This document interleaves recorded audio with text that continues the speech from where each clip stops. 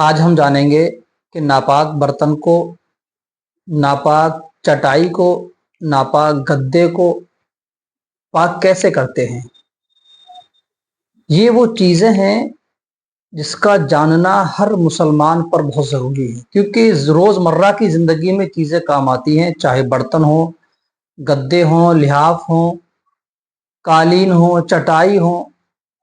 ये वो चीज़ें हैं घर की ज़रूरत की कि हर वक्त इंसान को इन चीज़ों की ज़रूरत पड़ती रहती है। तो नाजरीन, पहले हम जानते हैं कि नापाक बर्तन को कैसे पाक करते हैं। मगर आपसे मेरी गुजारिश है कि वीडियो को पूरा देखें और जब समझ में बात आपके आ जाए तो इस वीडियो को लोगों तक शेयर भी कर दें, ताकि एक अच्छा पैगाम लोगों के पास तक पहुंच सके। देखें, पहले समझें कि नापाक बर्तन को कैसे पाक करते हैं। तो बर्तन कई तरह के होते हैं।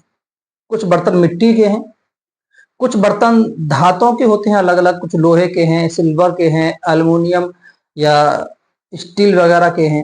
तो कैसा बर्तन है ये देखिएगा आप। इसको आसान लफ्जों में यूं समझें कि अगर ऐसा बर्तन है जैसे मिट्टी का बर्तन है कि उसके अंदर पानी जज्ब हो जाता है, उसमें निजासत जज्ब हो जाती है, यानी अंदर तक पहुंच जाती है, तो उसके लिए हुक्म यह है कि उस अच्छे तरीके से उस मिट्टी के बर्तन को जिसमें पानी जज्ब हो जाए, अंदर पहुंच जाए, उसे अच्छे तरीके से एक मर्तबा धो करके रख दो। और जब उसके अंदर से पानी टपकना बंद हो जाए, उसे फिर दोबारा धो, फिर अलग रख दो। फिर पानी टपकना बंद हो जाए, फिर तीसरी मर्तबा फिर धो उस पानी बर्तन को और फिर उसे अलग रख दो। 3 मर्तबा जब आप इस तरीके से करोगे तो मिट्टी का जो बर्तन है वो पाक हो जाएगा। अब वो पाक है, ठीक। दूसरा बर्तन है सिल्वर या स्टील या लोहे वगैरह का, पीतल वगैरह, तांबे वगैरह के बर्तन है। इसको इसके 2 हुक्म आते हैं। फिर अब एक, वो बर्तन बिल्कुल नया है, यानी कि कहीं से टूटा हुआ नहीं है, कोई दरार उसमें नहीं पड़ी हुई है, चटका हुआ बर्तन नहीं है, बिल्कुल साफ बर्तन है। निजासत लगी है तो उसे हुक्म यह है कि पानी, बहते पानी में अगर धोया जाए तो उसके ऊपर इतना पानी बहाओ कि वो सारी गंदगी बहा ले जाए। और जब सारी गंदगी को बहा ले जाएगा पानी, तो बर्तन पाक हो जाएगा, चाहे बर्तन स्टील का हो, लोहे का हो, सिल्वर का हो, पीतल का, कोई सा भी हो। और अगर पानी बहाने वाला नहीं है, उसे किसी पानी में 1 मर्तबा धो, 2 मर्तबा धो और 3 मर्तबा तुरंत एक ही साथ लगातार, एक के बाद दूसरा तीसरा। सुखाने की जरूरत उस बर्तन को नहीं है, सुखाने की जरूरत मिट्टी के बर्तन को है कि थोड़ा पानी है तो उसे एक बार पानी में धो दो, फिर दोबारा धो, फिर तिबारा धो। 3 बार जब धो दोगे तो बर्तन पाक हो जाएगा।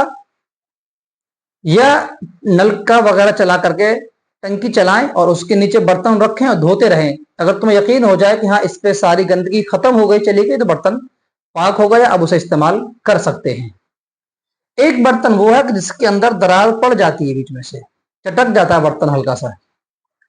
उस बर्तन के लिए हुक्म यह है कि जिस तरीके से आपने मिट्टी के बर्तन को पाक किया था, बिल्कुल ऐसे ही उसको पाक करें। यानी कि एक बार धोएं, अलग रख दें, पानी टपकना, क्योंकि दरार जो पड़ी होती है कभी कभी उन्हें पानी रुक जाता है। तो इस तरीके से 3 मर्तबा उसको भी धो दें तो भी पाक हो जाएगा। और अगर बहता पानी है और वहां इतना पानी आपने बहा दिया कि बर्तन पाक कि सारी गंदगी बहा ले गया, तो बर्तन पाक हो जाएगा। तो ये तो है बहुत आसान तरीका बर्तन को पाक करने का। कुछ लोगों की सोच ये है कि अगर कोई बर्तन नापाक हो जाए, हदीस पाक में है, अल्लाह के नबी फरमाते हैं किसी बर्तन को कुत्ता चाट ले, उसे 3 मर्तबा धो दो। और रिवायत में 7 बार का भी जिक्र मिलता है कि 7 बार धो लो तो पाक हो जाएगा। मगर वो रुके हुए पानी का हुक्म है कि पानी डाल करके धोया जाए, 3 बार धो दो, पाक हो जाएगा। मगर बहता पानी है तो उस पर इतना पानी बहा दो कि सारी गंदगी खत्म हो जाए, तब भी पाक हो जाएगा। तो हदीस से ये बात तो क्लियर है कि नापाक बर्तन को भी पाक कर लेना चाहिए। कि बर्तन नापाक हुआ, हल्की सी गंदगी लगी और नया बर्तन है उठा के उसको फेंक दिया गया कि अब ये बर्तन नापाक हो गया, पाक कभी नहीं होगा। तो ये फजूल खर्ची है और इस्लाम में फजूल खर्ची को हराम कहा गया है। मुझे उम्मीद है कि बात आपकी समझ में आई होगी कि बर्तन को कैसे पाक करते हैं और बर्तन को पाक करना भी चाहिए, उसे नापाक समझ करके फेंकना ये सही नहीं है। दूसरी बात जाने कि चटाई, कालीन, गद्दे या लिहाफ वगैरह को कैसे पाक करें, कंबल वगैरह को कैसे पाक करें, क्योंकि इनको निचोड़ा नहीं जा सकता है। रजाई को आप निचोड़ नहीं सकते, गद्दा को निचोड़ नहीं सकते, कंबल को निचोड़ नहीं सकते। जो बड़े बड़े कुछ ऐसे कपड़े होते हैं जो निचोड़े नहीं जा सकते, निचोड़ना मुश्किल है, तो उनको पाक करने का क्या तरीका है? तो इसका तरीका बहुत आसान, मैं तुम्हें समझा देता हूं इस चीज को भी। कि एक कंबल है, मिसाल के तौर पर कंबल ले लीजिए और वो फिर सारी चीज उसी पर कयास कर लीजिएगा। कंबल है, उसमें गंदगी लगी, तो कैसी गंदगी है आप पहले ये देखें। अगर पखाना वगैरह उस पर लगा हुआ है जो दिख रही है गंदगी, छुटाने के काबिल है, तो उसको हुक्म यह है कि उसको बिल्कुल पहले वहां से धो करके साफ कर दो, दिखना बंद हो जाए। अब जब तुम्हें ये दिख रहा है कि गंदगी इसमें से खत्म हो गई, पानी से ना बहा दिया या इसको खुर्च करके साफ कर दिया, हटा दिया वहां से, उसके बाद उसका पूरे यानी कि जो गंदगी लगी थी, क्योंकि जब धोगे तो पूरे पानी पूरे कंबल पर लगता है, तो जहां जहां तक गंदगी पहुंचेगी, जहां जहां तक गंदगी का पानी पहुंचे, वो सारा कपड़ा नापाक हो जाएगा।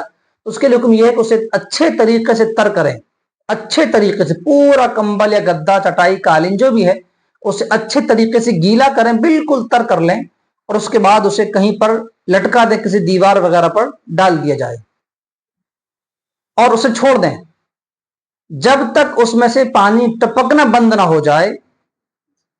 देखें, और जब पानी उसका टपकना बंद हो जाए, जब उसका पानी टपकना बंद हो जाए, उसको फिर दोबारा तर करें, गीला करें अच्छे तरीके से, और फिर उसको किसी जगह पर डाल दें। देखें कि जब पानी टपकना फिर बंद हो जाए उसका, तो फिर तीसरी मर्तबा उसे फिर गीला करें, तर अच्छे तरीके से कर लें, और फिर उसे किसी दीवार या रस्सी या कहीं पर भी डाल दें ताकि पानी टपकना उसका बंद हो जाए। और जब पानी टपकना बंद हो जाएगा तो समझ लिए कि वो गद्दा, वो कालीन, वो चटाई आपकी पाक हो गई है। सुखाना मकसद नहीं है, सुखाना जरूरी नहीं है, सिर्फ इतनी देर के लिए उसको डालें कि जो पानी टपक रहा है वो टपकना बंद हो जाए।